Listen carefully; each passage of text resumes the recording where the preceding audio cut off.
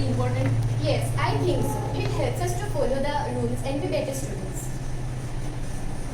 Once I saw a boy getting late for school. His father was hurrying with his motorcycle to reach school. But it sometimes feels so strict, like why so many rules? Rules are there for a reason. Without discipline, everything gets messy. True. Like in class, if no one listens, how will we learn?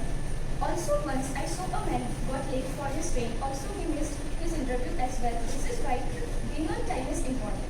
What's about being on time? It's also a part of discipline, right? Of course, if you're late, you will miss the things, even in school or sports.